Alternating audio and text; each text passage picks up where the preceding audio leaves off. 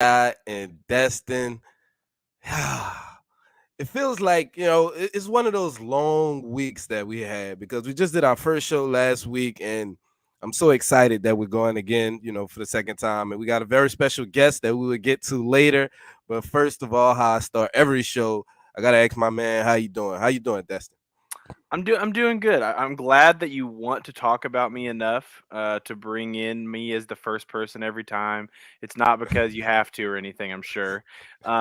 This is also new. I found out how to do this, so everybody, congrats! Week 2 of Destin on Streamyard. So watch this. Oh, we have a logo now. Look at that. I'm learning things Wow, on the fly. Everybody, Destin's my intern. I want y'all to know that Destin's definitely the intern. He's just a unpaid, paid. unpaid. No, I'm not letting the people get away with that.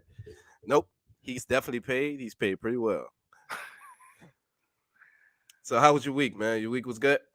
It was Destin, good. you're on mute. Oh, I thought you was on I'm mute not. again. I'm not muted. Don't be atting me like that. It was a good week. The best moment of the week by far hmm was seeing Chris Strasser stay in the AFC South. I was Everybody I was running the clock to see how long it was gonna take you to mention Chris Strasser. want to get it out That of the way right away. damn, we talked about him every every episode of last season. Was wondering how he still had a job.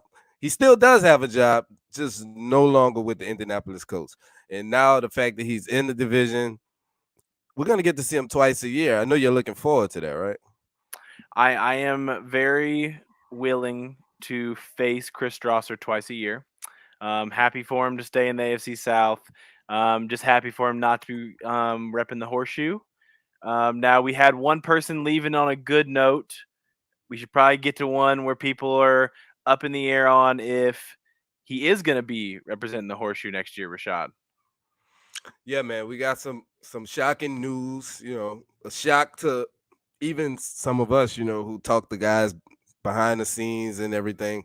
It was kind of public. We knew how Bubba Ventrone felt behind the scenes, but Tom Pelissero, I believe, was the one who officially broke the news that he was taking an interview. Well, at first it was announced that Cleveland initially requested permission to interview him, and then as that announcement happened, just like pandemonium broke out. You started hearing people behind the scenes says he's gone, he's gonna take it, and we haven't gotten to that point yet. We know the interview was earlier today, so I'm sure we'll hear an announcement on that shortly in the coming days. I know they also interviewed assistant special teams coach Leon Washington for the New York Jets, and there was a couple of other guys that got interviewed. What was your initial thoughts when you heard the Bubba Ventrone news? Were you just as shocked as I was? Because it kind of caught me off guard. And once I seen the Pelissero tweet, I went to a couple people and they started telling me that they think he's gone, man. So I started kind of bracing myself and mentally preparing for that. And I see people belittling the effect of a special teams coach, which is fine because he is just a special teams coach. But at the end of the day, he is a great mind that you had in that locker room, and it definitely will be effects that you feel when it's lost. It's certainly that seems like it's destined to occur.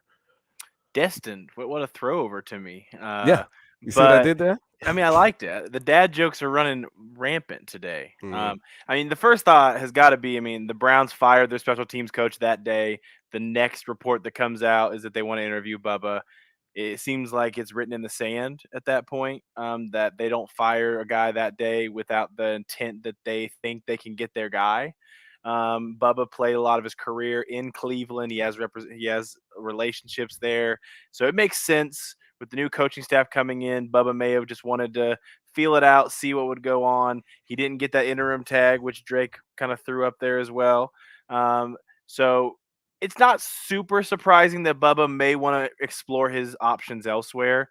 I think the shocking part to everyone was the presser happened. He was at the presser, and now all of a sudden he wants out. Man, it would be a big loss. I mean, big to relative to the position that he has.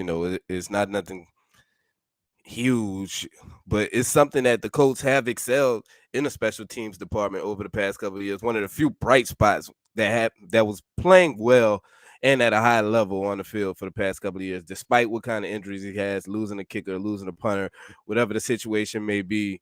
You know, up to the plate and did an exceptional job.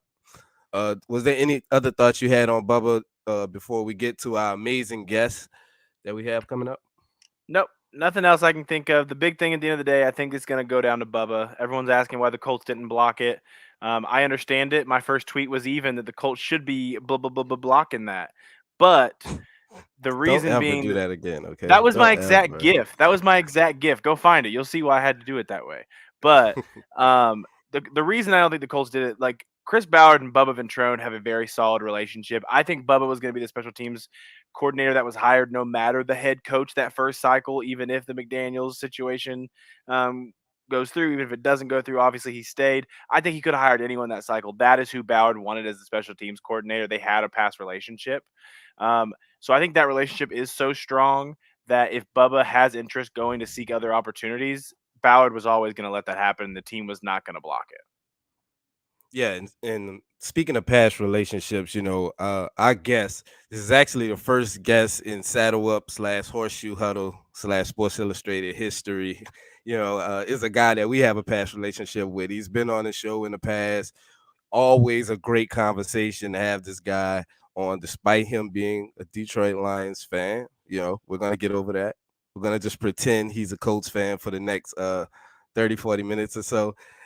We have a guy that invented the RAS, the relative athletic score, something that we all use to measure athletic ability, something that we use in our arguments when we talk about how athletic a guy is. When we're comparing different people, we always pull up this score. And this is the guy that invented Mr. Kent Lee Platte, also creator of the mock draft simulator that we use so often on PFN. Uh, let's bring Kent on up. Hey, How you fellas. doing there, sir? Good, man. How you guys been? I Still, also still an elite mustache, Kent. I was just about to say Every that. time. Damn it.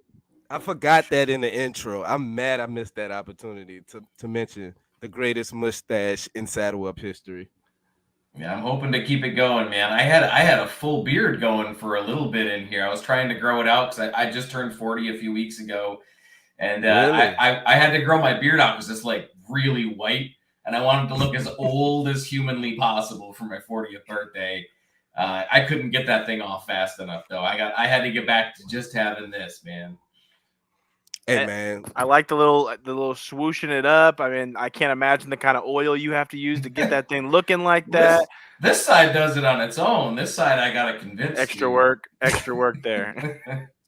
Good cop, bad cop. You know how that goes. Yep. This is your time of year, man. The combine is coming up next week. I know you have to be excited. This is something that, while most people just focus on the draft around this time of year, you're always pretty much have to have an eyeball, kind of focused in that area while you're enjoying the NFL with the fans like us. You're kind of still into the draft mode year round. So how excited are you that the combine is upon us? Man, I'm always excited when the combine comes up because there's always really good storylines about who's going to test and or who's going to test well, who really needs to test well to try to get their stock up. There's guys that people don't expect to test well who are going to blow them out the water. We had that with Charlie Kohler last year when people were like, "Oh, he's going to test bad. He's going to test bad." He's one of the best testing tight ends ever. Nobody expected that. Those are great. Those are fantastic. We had Jordan Davis last year who just blew the combine out of the water. The second best combine all time by Ras at any position, right after Calvin Johnson. That's a hell of a name to be nearby, right? And we've got a couple storylines this year that I'm really excited to get into. So this, like you said, this is my time of year, man. I love doing it. It's fun to provide this type of a tool and a resource for the draft community, and I hope to keep doing so. And I hope it's still fun. Hey, yeah, man. Draft season's always going to be fun. In Colts Nation, we were ready for the draft for months. Obviously, maybe by like week 4 of the NFL regular season. But before we get into the draft talk, which obviously we brought Kent on, he's going to talk about it, guys. Do not worry. Kent has a little bit of experience with the new offensive coordinator in town in Indianapolis, and Jim Bob Cooter. That name almost as elite as Kent's mustache. They're on pretty similar playing fields, maybe second best ever compared to that. But so your experience with Jim Bob Cooter. So for those of you who don't know, Kent is a Detroit Lions fan. He's in that wheelhouse a little bit. You see his tweets all the time. You would know that. But so what was your experience with Jim Bob Cooter during his time in Detroit? Yeah, Detroit's had a really rough stretch of offensive coordinators, and Jim Bob Cooter was one of those rough stretch guys. We went from Scott Linehan, who just ran that wide open system where it's constantly passing, and when you're not passing, you're also passing to the running back, and everything ran through the passing game.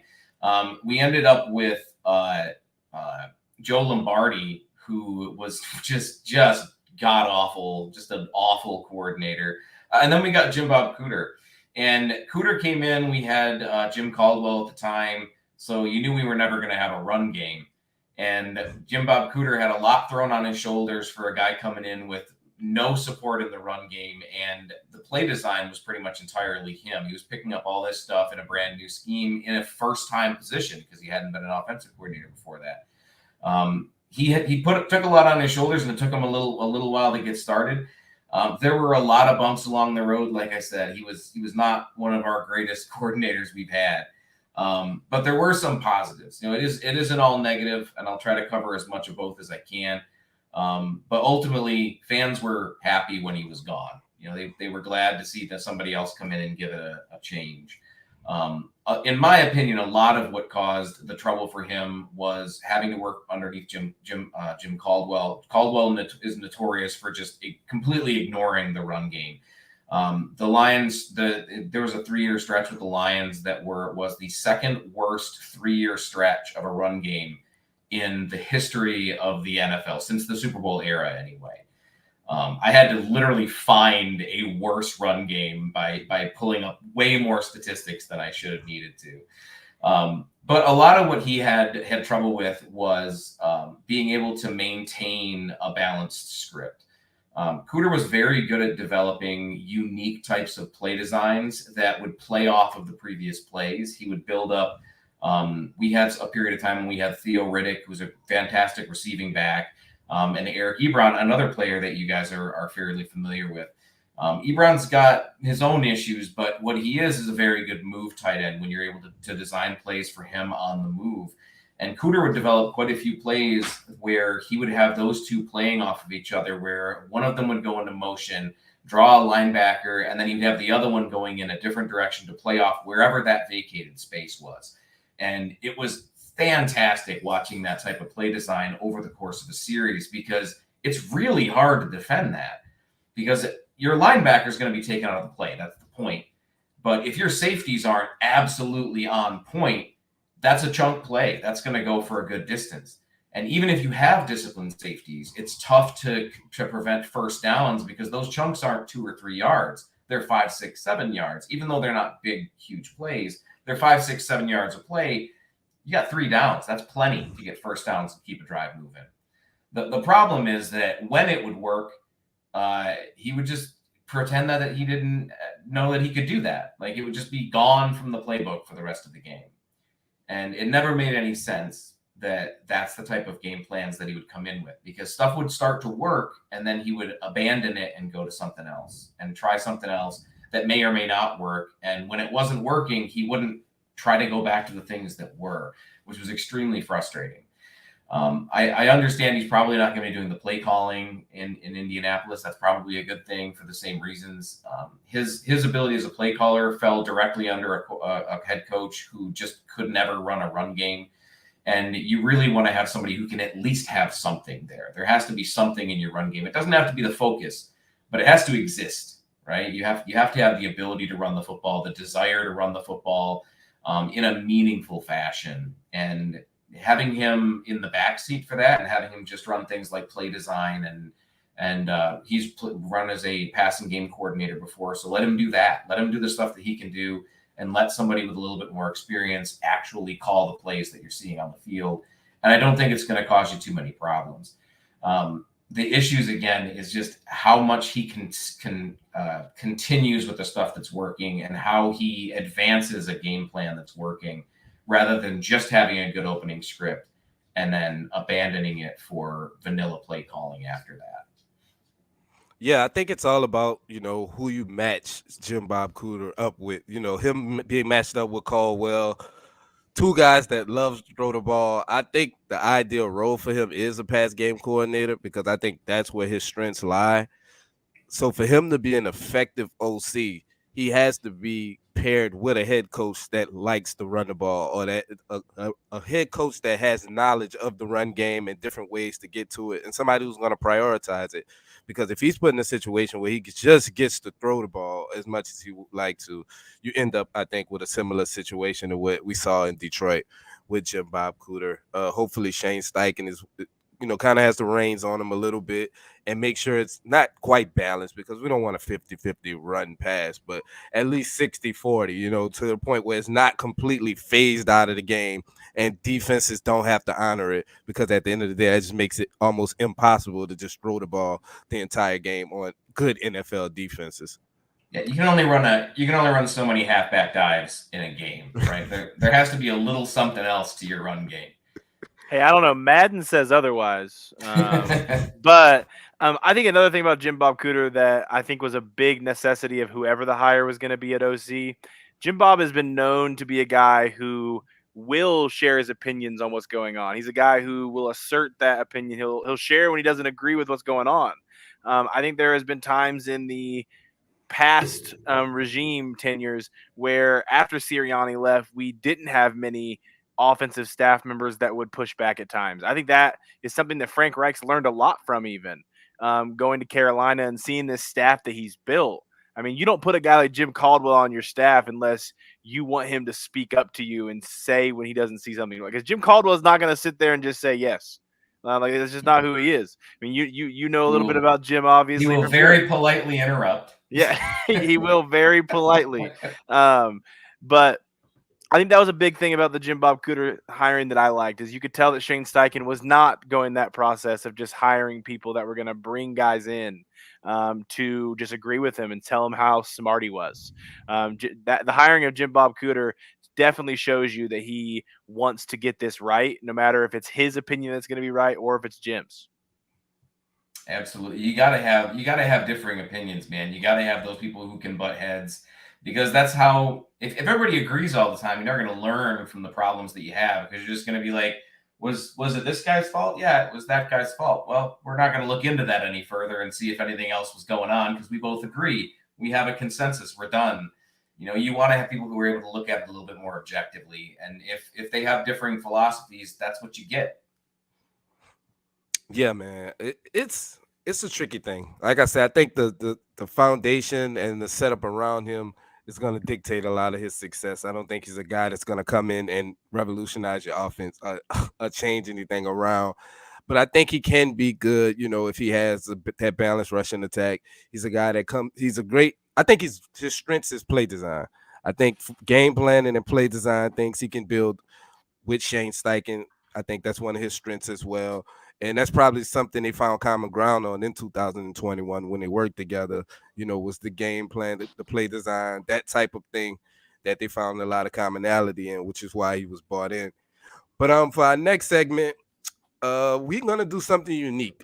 We know the talk surrounding the Indianapolis Colts is what they're going to do with the number 4 pick.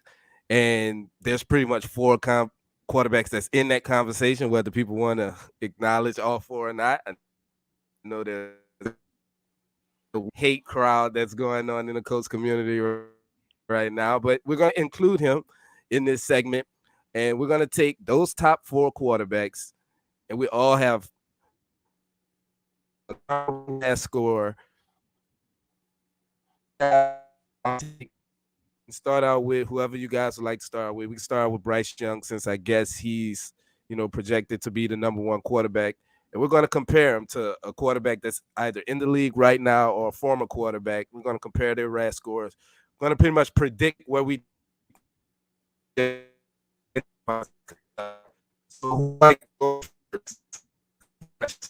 somebody. So real quick, I don't know if it was just on my screen. Rashaad broke up a little bit there. Okay, so just making sure he's still frozen. On mine. Yeah, I'll say Rashaad is a little frozen right now. So while he gets that fixed, I'm just going to explain it one more time so everybody knows. what we're basically going to be doing is we each had the task before the show started. With the king of RAS coming on, we had to use it. So we got to pick a comparison to a pro pass pro comparison with the RAS score in mind, where we're trying to, I don't know if I'd say predict what these scores are going to look like, but just kind of making a athletic pro comp to these top 4 quarterbacks. Shaw's trying to get some of that stuff fixed right now, so me and Ken will start. We're going to start with all of Colts Nation's least favorite for whatever reason. He is my quarterback 4, but he's a guy that I would not be opposed if he ended up being an Indianapolis Colt. And that's Will Levis. If you didn't know that Colts Nation, for whatever reason, hates that guy, Kent. So, Kent, who did you come up with as your athletic pro comp for Will Levis? Well, if they don't like him, they're going to love this comparison, because every athletic comparison that I do is an athletic comparison only. I'm not looking at gameplay. I'm looking at how they move. I'm looking at the way that they feel when they're on the field. And the person that came to mind when I was looking at him was Jake Locker.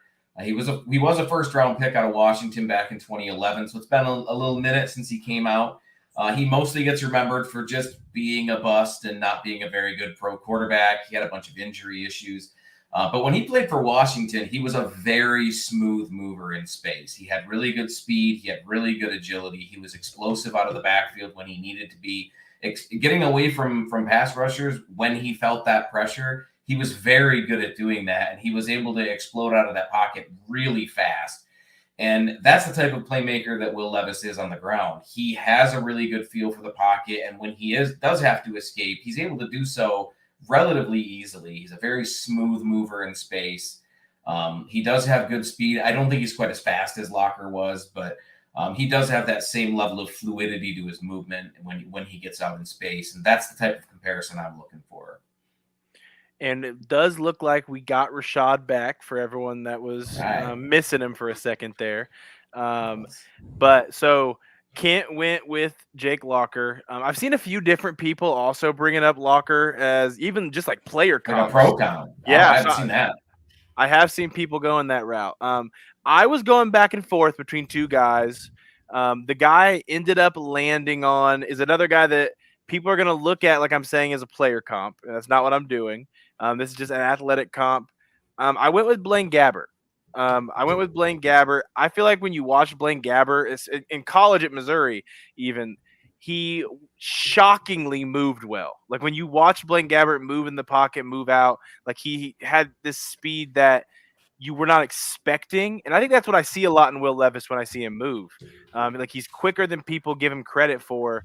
I don't know where he's going to end up testing. If I had to guess, he's going to be like the low 4.6s. That's off my personal guess right now. So like that 4.62 is kind of what I've written down once, just like as a prediction for it. So he's a little bit quicker maybe than what Blaine Gabbert is. But when you look at the size, you look at the arm strength, you look at how they move, like I feel like Blaine Gabbert is probably going to end up being one of those like floor comps that I give Will Levis. And I think part of the reason is just how much athletically I think they look so similar. Yeah, I'm not mad at that. That's actually a pretty close. I considered both of those guys when I actually was thinking about it. And the person I ended up landing on is he's a lot better pro than those two guys. Remember, this is not,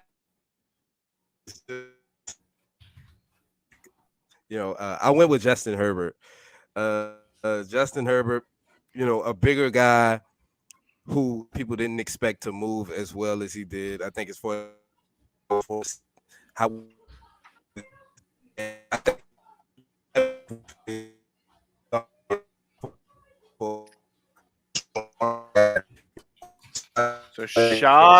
So Shad is having some technical difficulties still. Not sure what's going on there, but audio wise, while he's getting that figured out, I mean, Justin Herbert's not a bad athletic comp for Will Levis. I understand people are going to hear Justin Herbert and him in the same sentence and are going to vomit listening right now. But when you look at how they throw the ball, you look at their height, because I think the thing people don't realize about your RAS system, Kent, is how much the measurements matter into it. Yeah, everything's weighted equally. So, the size gets weighted into it because you can't compare two players who are, completely different sizes and think that that's an equal comparison, right? So if Will Levis were to test with the exact same numbers that Justin Herbert did there, he'd have a little bit of a lower score because he's not quite as big as Justin Herbert was. Justin Herbert's like 6'6" and an eighth or something like that. So, it ends up getting factored a little bit better in his favor because he's also really big. That concept will come back here in a minute or two. But yeah, every metric is weighted equally for Ras, which helps when you have a guy that has most of the metrics because you're able to see what each individual part is. It's also important to take those individual parts into consideration. A quarterback that runs a great 40 but never runs isn't super useful. A quarterback who has to be able to navigate a pocket and has terrible agility drills is problematic. That's why you see so many good quarterbacks with really good cone times because that's what they're measuring, the ability to change direction and switch where you're moving as quick as you can. That's can be problematic. If you're doing rollouts and stuff, it doesn't really matter as much because now you're in space. You don't have to be quite as agile in a pocket. If you're asked to scramble a lot, you're paying attention to those explosion drills because that's your ability to move from a standing stop to full speed as quick as you can. So each of those individual pieces plays a part for that whole overall athletic puzzle. So one of those elements, like I said earlier, I was trying to decide between two guys. And this will kind of show a little bit of the comparison element that the RAS website you guys can do. But another guy that I was looking at a lot when I was looking at Levis athletically was Colin Kaepernick. So I actually pulled this up on the RAS site to compare Gabbert and Kaepernick and kind of like try to help me pick my poison here when I was giving it to you guys. And really what ended up putting me towards more of a Blaine Gabbert is I just think when you look at the two, I feel like Colin Kaepernick, when you see Colin Kaepernick run, like he would look special at times moving, where as when I saw Blaine Gabbert, it was just like a shockingly fast speed.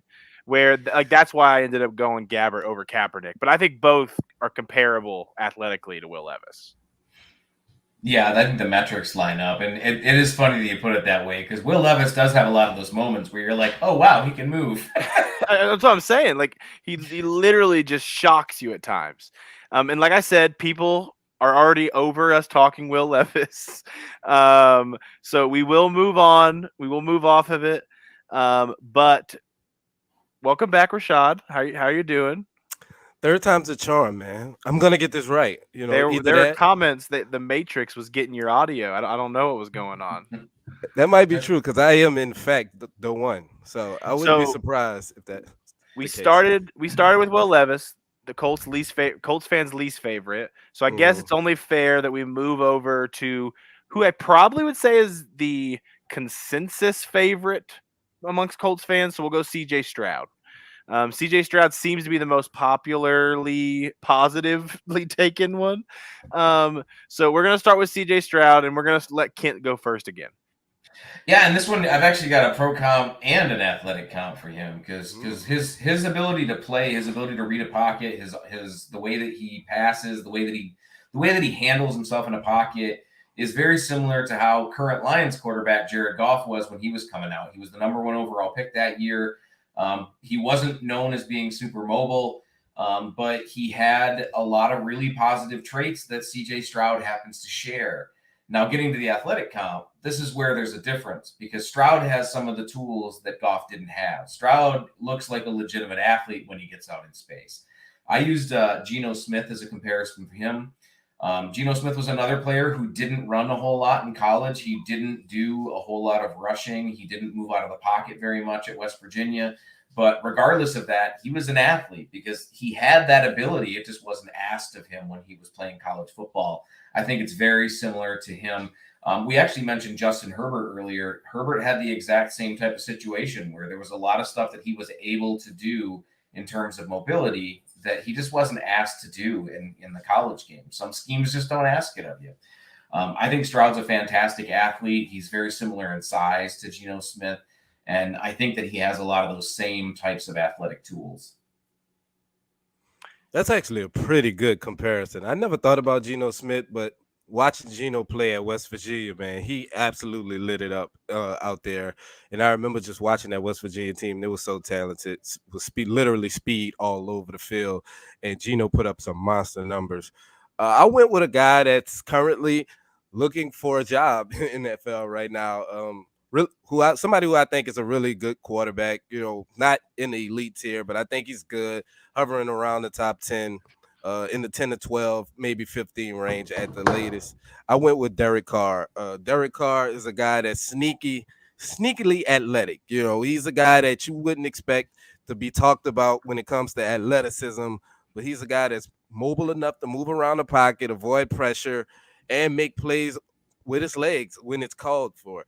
But he doesn't get that. He doesn't do it a lot. Same thing with CJ Stroud. I mean, up until the game against Georgia, we had no idea CJ Stroud can even do that. That was his biggest question mark going into that game, was his ability to create, which I think he has probably a leg up on Derek Carr, and is more probably Dak Prescott like when it comes to that area of his game. But CJ is a guy that likes to play from the pocket, and similar, like you said, with golf, is his touch passes is probably the most impressive thing that he does. His ability to drop the ball into a bucket. We've seen him do it all year at Ohio State. I know people like to take shots at him because he had a lot of talent playing around him, but he elevated those guys just as much as those guys elevated him. I have nothing bad to say about CJ Stroud as a football player. In fact, I think he has the highest floor among all four quarterbacks that we're going to discuss tonight. I love his game, man, and I would not be mad if he became an Indianapolis Colt. Yeah, so when it comes to CJ Stroud, I think the crazy thing with it is I think people have treated him like he isn't mobile, like that he's going to come to the NFL and he can't extend plays. So I kind of went a route where I'm going to compare him to someone. I think he's going to test better than this guy, but he's someone that I've used a lot to describe that. I think CJ Stroud is mobile enough to the sense that when you get to the next level, you're going to be able to do things, even if his 40 is close to what this guy ran, which is going to be the slowest 40 we probably talk about today. But I chose Patrick Mahomes. Patrick Mahomes with the Kansas City Chiefs. I don't know if you guys have ever heard of him. He's had a pretty decent career so far. So Patrick Mahomes, when you look at this RAS, you're seeing a lot of these yellows and reds. So even if you don't know what the RAS is, you're probably looking at this guy like, oh, this is a little bit worse of an athlete than the guys we've been talking about so far today. But like, that's the crazy part about it. Like I think CJ Stroud is going to end up running in the 4.6 to maybe he runs in the low 4.7s. But I think when you look at the size metrics, you look at the speed metrics, I can see them testing pretty similarly to Patrick Mahomes, who, if you have a person at the next level that complains about Patrick Mahomes and says he can't extend plays enough, I'd be shocked. I'd be shocked if you guys could find me that. And as you guys see here, Patrick Mahomes, agility-wise, did not test as some elite agility quarterback. No, I don't think nobody expected him to blow the doors off with his athleticism. It was the arm talent that was just freakish. And I remember a lot of people said Patrick Mahomes would struggle being accurate with the football consistently. Yeah, we saw how that turned out. So, Patrick, I appreciate the throw up that you knew that Stroud's my favorite. But remember, this is athletic comps only, not player comps. I'm not comparing him to Mahomes yet. Jesse Owens. I'm not comparing him to Mahomes yet, even if he is my favorite. Or Jesse Owens, for that matter. So moving on here from CJ Stroud, we're going to go to, I think, another sector of Colts Twitter. This is their favorite person to talk about. We're going to talk about a guy who is going to be probably the RAS's favorite quarterback of the cycle in Anthony Richardson. So, Kent, what are your thoughts when it came to trying to find a comparison to Anthony Richardson in your system? Well, I mentioned those storylines at the Combine, and this is one of them. Cam Newton has held on to that number one Ras since he came out, and nobody's come close to that. I love seeing really athletic guys who just blow everybody else out of the water, and Cam Newton was just a mutant freak when he came out. And Anthony Richardson is the only guy in the last few years that I think might challenge him for that crown. He's not going to have quite the size, even though he is very large for a quarterback. He's not going to have quite the size advantage that Newton did, but I think he'll run a little bit faster. I think he'll have a little bit lower explosiveness drills, but those time drills, that's 5 drills right there. So he'll have 5 that I think he's going to do better at, and only 4 that he might do worse in. I'm thinking he might be able to compete for that number 1 overall spot. And as much as I love seeing guys able to hold on to it forever, I like seeing guys get knocked off. We had that just last year with the Colts with Jelani Woods, who knocked off Anthony Becht, who had held on to that for over a decade. So it's fun watching guys come out and put on a huge performance. And Anthony Richardson, this is what I'm expecting of it. Something similar to this. I'm expecting him to just blow the doors off the combine. If he doesn't, then it's probably going to be a bigger issue for him. If he doesn't quite get to Cam's numbers, I'm probably the only one that's going to be disappointed. But if he ends up with a 9.95 RAS, undraftable. It's undraftable. This guy is athletically like what you would design a quarterback in a lab. Yeah. Like if you can build a quarterback, it would look like, Cam Newton, Anthony Richardson, like that physical profile. I do expect him to be a bit faster and quicker. So like you said, pretty much this right side, of this Ras design, I think he can actually beat Cam Newton's times. The size and the height weight thing, Cam was just, kind of like a gladiator when it came to that kind of stuff, man. And to be able to move at that speed, at that size, was just like, it's almost like LeBron in basketball, a guy that's that big to be able to move that fast. Cam Newton embodied that and was such a physical specimen. It was easy to see why he'd be number 1, even though he had concerns about his ability to throw the football coming into the league, which he got a little better at. I don't think he ever became quite elite with it. But when you have that kind of athletic profile, you don't need to be elite at throwing the football. You can just be decent. And you're still a huge weapon, on the football field. I expect Anthony Richardson to challenge that, though. That was my comp, too, as well. Spoiler alert, guys. I went with Cam Newton as well. That's why Destin felt no need to pull it down off the screen. Destin went with somebody else, though, so I'm intrigued to see who he goes with. So I had the pleasure of knowing everyone's answers and getting the show ready a little bit. I wanted to give you guys someone else to kind of look at. And when it comes to Anthony Richardson, it's going to be hard not to give you guys just like these uber freak athletes because that's the expectation. So, I mean, you saw a lot of green on that last one. And you saw a whopping 10. I mean, this next one's not going to be someone that changes much of that. Dante Culpepper, one of the reasons I kind of go towards him a little bit is I think size-wise they're almost identical. Like when you look at it. So like there's that element of it with Anthony Richardson that I'm curious to see how identical that part of it is. And then 40-yard dash with Anthony Richardson, it's super hard to try to compare. Like I have these little written down guesses on 40s. I like to guess them.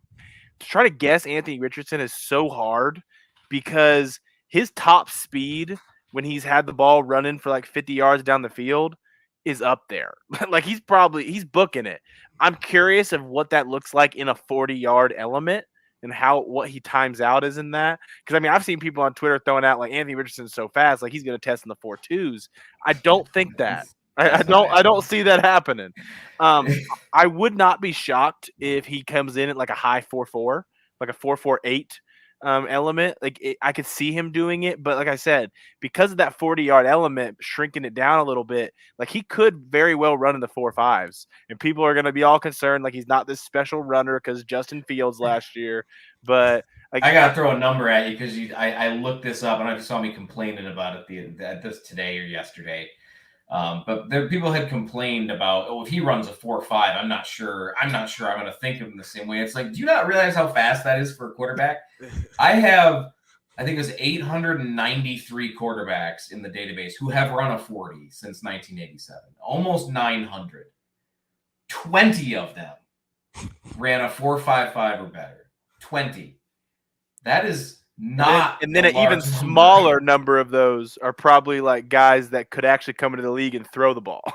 Right. And how many of them was 6'4" and 235 at that? I don't think any of them. I don't That's think what I was any of about them to were. say. That's an Yeah. even smaller percentage that you have to take into consideration. Some of the demands that you see these people have for these players, like it's just ridiculous. I see Warren Moon on the side and McNabb. I think Anthony Richardson's better athlete than both of those guys. Like So he's a special athlete. we're projecting 10s, and Destin's projecting about a 9.99. If Culpepper came out today, that's what he would have as a 9.99. So the bar is set very high. That is really high. He can't disappoint. But like you said, it's certain guys that have storylines. Not even a venture off like Tyree Wilson. I think he's going to test off the charts. I think he's a physical freak. I just watched him. I think it's a couple of guys that can just really shape the combine, and that's typically what it is. We saw Tyreek Woolen do it last year. He just kind of blew the doors off different people at the combine, and I was really impressed with him. Destin, who's the last guy we got coming up? The last guy is Rashaad's favorite. Saved him last for him, but and I don't know who Ken's favorite quarterback is yet. I haven't been following all that much yet to know. Maybe he wants to keep that close to the vest. I bounce around. But we're gonna go next with Bryce Young. We're gonna throw it to Kent. And I was wrong when I said Mahomes would be the worst RAS we looked at today. I think Kent is gonna beat that right now. Yeah, so when I looked at Bryce Young, one of the guys that I thought of from an athletic comp was Drew Brees. And that surprises a lot of people because they think of Drew Brees as late career New Orleans Saints Drew Brees, right? Drew Brees was not an immobile quarterback coming out of college. His final year in college, he ran for 520 yards and 5 touchdowns. That's a mobile dude when he was coming out of college. Drew Brees could move. He was a pretty athletic dude. And it helps that he's a little bit undersized. So I think that gives us a better comparison for the type of athlete that we're talking about. I also don't think that Bryce Young is super fast. I posted a couple of weeks back how I think Bryce Young is one of those guys that people think is fast, and then he's going to come out and run like a 4.8 or 4.9, and they're going to think that's a bad thing. But it's not, because that's still pretty decent for a quarterback. That's not bad for a quarterback. And as long as he runs a good cone time and shuttle time, which I expect him to do well in both, I don't have any real concerns with it. His game is not predicated on his ability to run down the football field. He had one long run this year, and people like to point to that and be like, oh, yeah, he can move. Yeah, well, Daniel Jones had the longest quarterback run in NFL history, and he ran like a 4.87 or something like that. It's you get far enough out in the open field, you're going to get some distance. You're only making up a little bit at a time when you're a faster player. If you've got enough runway, you're going to make it pretty far. But yeah, this was my comparison. I don't think Bryce Young is super explosive. I think he's more explosive than how Drew Brees tested, but I don't think he's fast. And obviously, he's going to test much smaller. His weight score might be the worst that we've seen in a very long time for a drafted quarterback. Yeah, man, I'm not mad at that. Drew Brees is a guy I glanced at. I looked at a guy whose RAS score is actually worse than that, and I just thought of the player. And then you go check the RAS score on a player, and you be like, Jesus, I don't want to say that publicly. I think the person I looked at RAS score was in the 5s. So I won't tell y'all that one. I ended up settling on. Was it Vernon Adams? Because that was one that I heard the other day. Really? You heard that before? I heard Vernon Adams, because Vernon Adams also ran in the 4.8 range. He's very, very similar to how Drew Brees tested. He ran in the 4.8s, had really good agility drills, kind of mixed explosion drills, but really poor size. So that was a comparison that I got recently. Let's see, this young man, Rasheed Powell, said Kyler Murray. No way. Oh. Bryce Young is nowhere near the athlete that Kyler Murray was. So I end up settling on Johnny Manziel. Johnny Manziel is a guy that athletically people think is a lot faster than what he actually is because of the way he played in college. He really wasn't, elite level fast, but he was a guy that was mobile, and he used his mobility. He maximized it in college. And then the NFL was when we kind of saw that you can't run around with 4.7 speed, and run away from defensive ends and run away from defensive tackles. The guys are just way too fast at that level. And I think that's what Bryce Young will run into as well. Luckily for him, though, he doesn't rely on his feet to do his damage as Johnny Manziel did. He's a guy that's more than comfortable playing within a pocket, a guy that utilizes mobility whenever it's, bootleg, sprint outs, and different things like that. You have the the ability to move the pocket with a guy like Bryce because he is mobile, but he's not a guy that's going to take off and just run down the field. I believe the splits will be somewhat similar. The shuttle, I think that's where he will shine at. Obviously, Bryce is really low to the ground. That wasn't a joke, but I think he'll be able to do do these different drills and be effective at it, and because he's a guy that's more quick than fast, and I think Johnny Manziel's a fair comp for him, in my opinion. They're both, in the size department, the height, weight, they're gonna be low. They're gonna come in low, and you just expect that they'll make up for it in other areas. Johnny Manziel never did, but Bryce Young is leaps and bounds ahead of a prospect totally than what Johnny Manziel was. I think it's a really good comp. Yeah, he's faster than I would have put him at, but other than that, that's spot on, man. I didn't think Johnny Manziel was actually that fast though. When I looked up the time and I saw it was 4.68, I was like, that might be a little too fast for Bryce. I think Bryce will be in a 4. It's because of his face. You look at his face and you're like, he ain't fast. Right. So I definitely did someone who, when you see the 40, you're like, that's way faster than what Bryce is going to run. I'm warning that now. But I think in other elements that it's pretty similar. So I went Russell Wilson. Let's ride Russell Wilson. Russell Wilson ran a 4.55. Bryce Young's not running a 4.55. I'd be pretty shocked if that happened.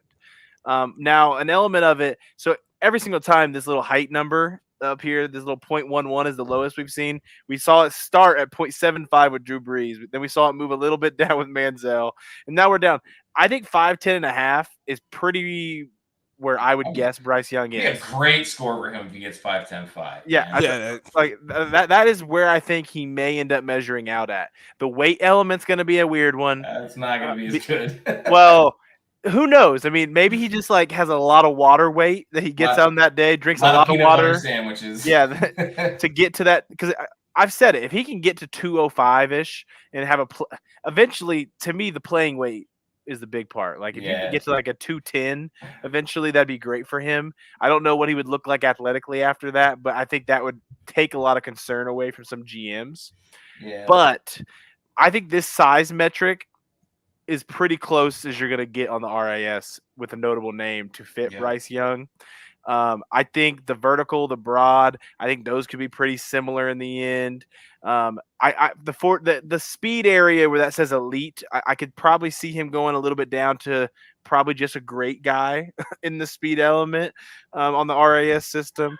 But I think Russell Wilson is a guy that I will probably end up having a player comp even to Bryce Young a little bit. I think they play very similar in a way. I think as passers. Yeah, that's what I'm saying, as a passer. So I'm just curious if they test pretty similar. And like we said earlier, that size part is going to bring Bryce's score down a little bit in the end, guys. So when he doesn't grade out in those high nines like some of these other guys are going to, I would tell you not to just jump ship because of that. And then I just want to show a little bit of one thing. When you scroll down a little bit on these guys on RAS systems, which you guys should be checking out this site, which is Ras.football.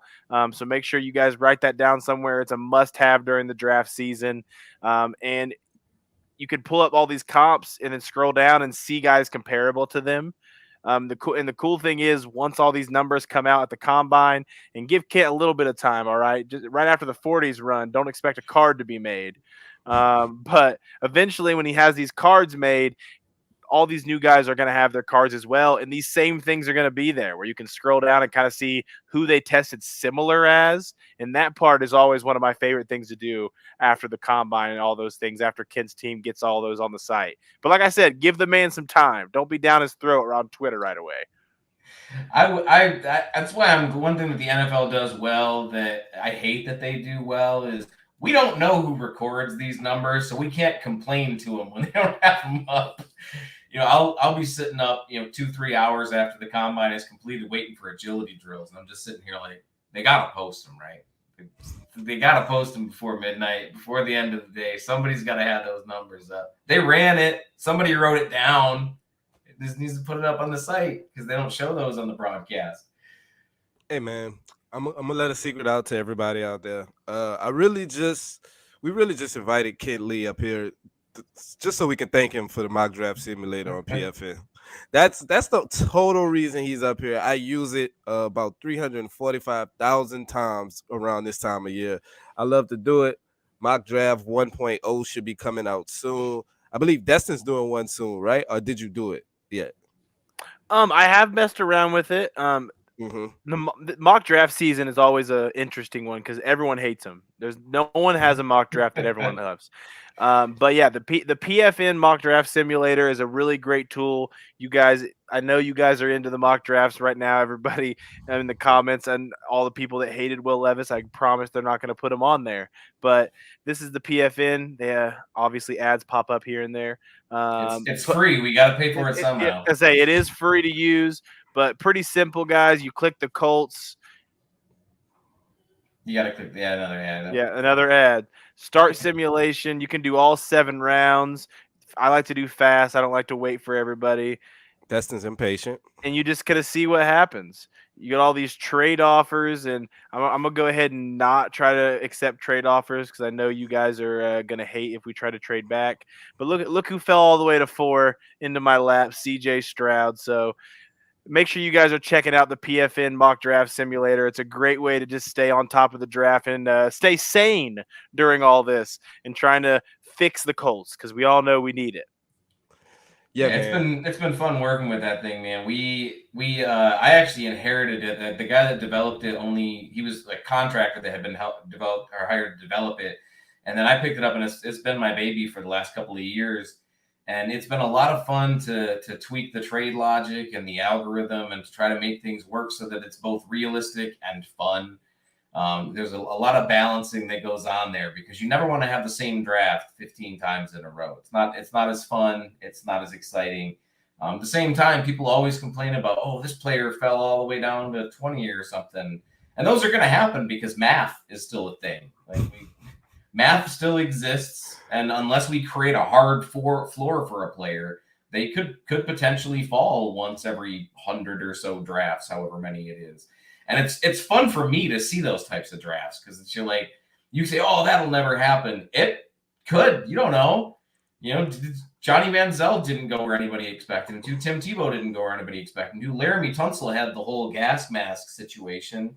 We have these types of things happen all the time where guys sit in the green room and they just wait and wait and wait. And we don't know what's going on behind the scenes. It's fun to watch those sorts of things. I enjoy it. But it's the double-edged sword. If you create something fun, somebody's going to run 400 mocks in a row. They're going to see all those weird situations, and they're going to be like, that was weird. Why would that happen? I don't know. Who knows why things happen? Because you've been on the internet way too long today. That's why this is decided to happen to you. I'm not going to say stop. I run the thing, and I run so many mock drafts. It's insane, man. It's a lot of fun. I love doing it. That's a good point. I think we've been on the internet a little too long today, Destin. So, we're going to go ahead and let Kent Lee get prepared for the draft, for the combine that's coming this week, next week. And Destin, is there anything you want to say before we get up out of here? No, just again, appreciate Kent coming on. This is the 3rd different platform that me and Rashaad have now been on that we've brought Kent on to talk. Really appreciate the draft insight. Sometime after the combine, when we can react to some of this during the offseason, we'll have to have you on again. If Anthony Richardson breaks the Cam Newton's record, we'll have to bring you on our live that we'll probably try to do during the combine week so you can be freaking out with all of us. But I'll find some Colts champagne or something to bust open. Hey, I like it. That's lovely, man. We want to thank y'all for tuning in to another episode of the Saddle Up Show with Rashaad and Destin. Kent Lee, tell them where to find you at on Twitter before we get out of here. Yeah, you guys can always find me on Twitter. I'm at MathBomb. Feel free to ask me about whatever. I love talking football, and I'm sure you guys love talking about it too. That's why you're hanging out listening to these great guys. All right, thank y'all, man. Y'all have a great episode. Y'all have a great day. This is another episode. It was a great episode. Look at Kent patting us on the back. Thanks, Kent, man. We're going to see you guys next week. Well, hopefully we get to talk about the combine some more. Peace. Later, guys.